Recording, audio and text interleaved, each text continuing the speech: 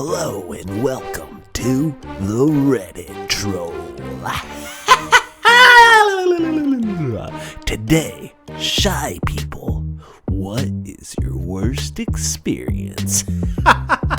My boy Johnny's gonna lay the details. Let's go, John. Dive into the stories. Went to a party. Guy I've never met walks up to me, shakes my hand, and says hello. What's your name? Where were you born? Where will you die? What's in between? Not letting go of my hand the whole time. I completely locked up, had no idea what to say. Okay. My name's John. I was born in Milwaukee. Judging by this conversation, I'm probably going to die at this party, and the in-between will be you murdering me. Nice to meet you. Nice to meet you, John. To be fair, that guy sounds a bit much. I think with a lot of these out there lines, timing is everything. That's either a fun party opener or a really off-putting one. Or maybe it's cocaine. That would also explain that type of line. Putting a year's worth of confidence into a job interview, just to be the quiet one after you get the job. The anxiety, dude. It's always frustrating as hell. Your first few weeks while getting comfortable with everyone, you just keep asking yourself, if I could interview so well, why the hell is it taking so long to be able to talk with my co-workers? And it gets worse if when you work in a small team with long shifts and not much to do during downtimes. Like being a barista.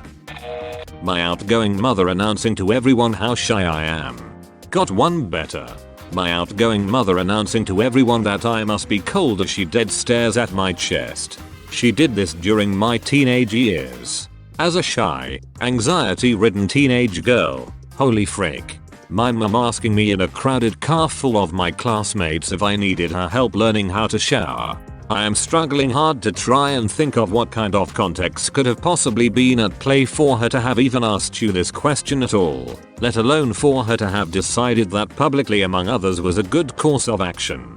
Mental health issues, mostly depression, meant my hair was commonly greasy due to hygiene issues. Mum thought this meant I didn't know how to shower, not that I had a hard time disciplining myself too. Mum has no filter, and ergo, humiliation. As a kid, my shyness was crippling. I got locked in the toilet in school, started yelling, crying, and the teacher had to remove the lock to get me out. The whole class was standing behind him, looking at me. Geez, I thought that stuff only happened in the movies. Hope you're doing well. Definitely not only a movie thing, hey. I experienced something similar, but some mean kids manipulated the lock when I was inside, and that's why I got stuck. Super traumatic. I hated my childhood. Went to a birthday party maybe when I was 15 years old. Birthday girl was a mutual friend of my best friend at the time, and I always had the impression she disliked me for stealing her best friend. I didn't go to hardly any birthday slumber parties, so I was excited. I was only close with two of the girls there, but I wanted to get along with the other girl. I had no ill feelings, more just always worried she hated me. Well, anyway, she says, hey, go check the closet. So I go to the closet in this basement hangout area, walk in, and then the lights shut off and the door slams shut. I remember feeling like absolute garbage. They were laughing at me behind the door as I jiggled the knob to get out and pounded on the door. I was sobbing and I couldn't stop. I wasn't in there very long, but it felt like a lifetime. And I was always sort of a social outcast. I never really fit in anywhere with most people, so having this done to me pretty much confirmed my insecurity that I didn't belong anywhere and nobody liked me. My two friends were soft-spoken and were horrified at the other girls laughing. I was so embarrassed, and it put me in a tough position, because I can't just tell the birthday girl what she did was nasty, so everyone kinda awkwardly pretended nothing happened. Never saw her much again after that. I'm in my 20s now, and that memory makes my chest hurt still. Who the hell does that? In my high school Spanish class, some kid screamed, "Do you ever talk at me?" in front of the entire class. Super embarrassing at the time, but hilarious to look back on. Had a similar incident in freshman science class in high school. Hardly ever talked, and I guess the teacher somehow got it in her head that I was mute.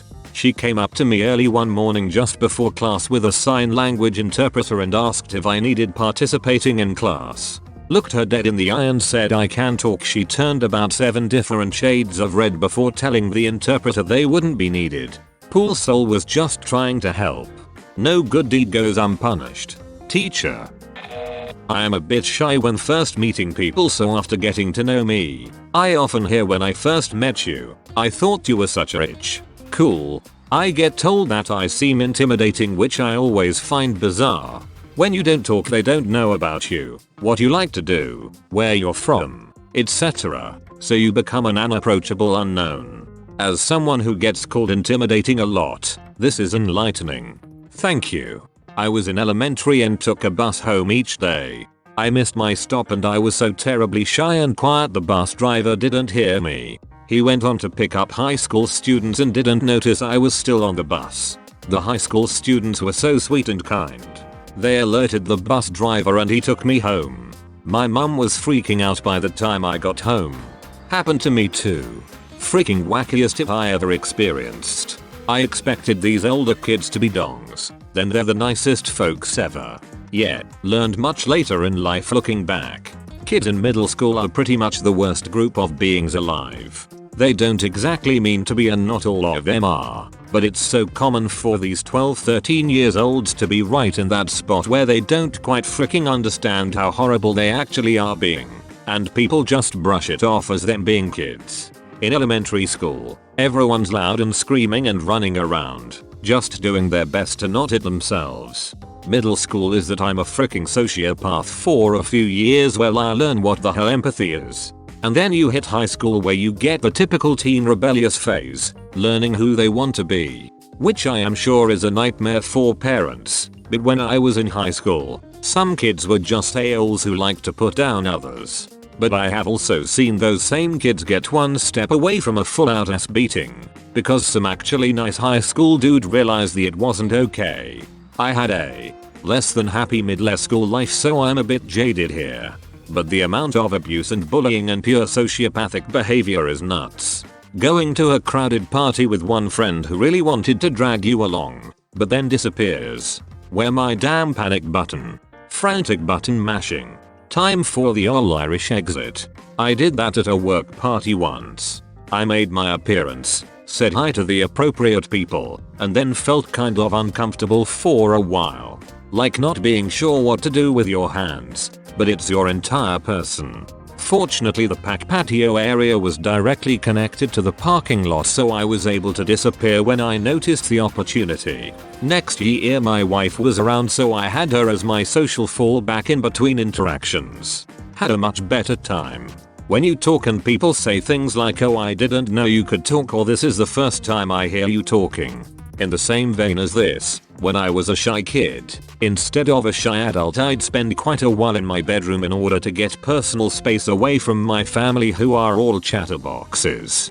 Almost every time I finally came out into the family room for a little bit of socializing, everyone would always make a huge deal of seeing me. "I didn't even know you were here. Whoa, she's socializing. She's out of her cave." And so many other things always said so derisively. Always made me just want to go back into my room to hide. This is exactly why when I see my new stepsister, 13, come out of her room, I tell her it's nice to see her and ask her what she wants to do. She always ends up thanking me for spending time with her, but I always thank her back, because she's legitimately one of my closest friends. I was in a group therapy session as a kid, like maybe 14. I really had to go to the bathroom, but we weren't allowed to during the session. I was sorta balled up in the center of the room, not like emotional or anything, just sitting comfortably hugging my knees cause all the spots on the couch were taken. Some girl had just finished telling a story of her abuse. She was crying and there was no other sound. Was sort of that awkward, but respectful silence that fills the space when you wanna be supportive, but saying anything at all would somehow seem inconsiderate. It was into this yawning void that I farted. I knew it was coming. I'd been staving off the gurgling in my stomach for some time now. I'd broken into a sweat already with the sheer effort of will to delay the inevitable. It was no use. I tried to discreetly shift my weight and maybe muffle the sound. I failed. This was neither silent nor deadly. It effortlessly shattered the silence like sledgehammer versus a Christmas ornament. Another moment of silence swallowed the sound, but it was a void of disbelief. Then some kid yelled as loud as they could. Jen farted. And the entire room collapsed into helpless laughter while I promptly turned to stone and died on the spot. Hopefully it gave the crying girl a giggle too. It actually did. It's pretty hard not to give in to the absurdity of the moment. You know if you're not the one who farted anyways. Imagine bravely sharing your story of abuse and someone farts lol. I mean, I resolutely tried to defeat the beast within, but I'm only a mere mortal. Part of me thinks she was probably grateful for the distraction honestly. That silence was probably as awkward for her as it was for us. My shy buddy hated ordering coffee at the Starbucks in the Barnes & Noble bookstore. They cannot accept your order and take your money. They had about 6 questions they have to ask first. She couldn't stand it. Huh? I'd like a medium coffee. Them. Do you want light roast or dark roast? We don't have medium. We have tall. Okay.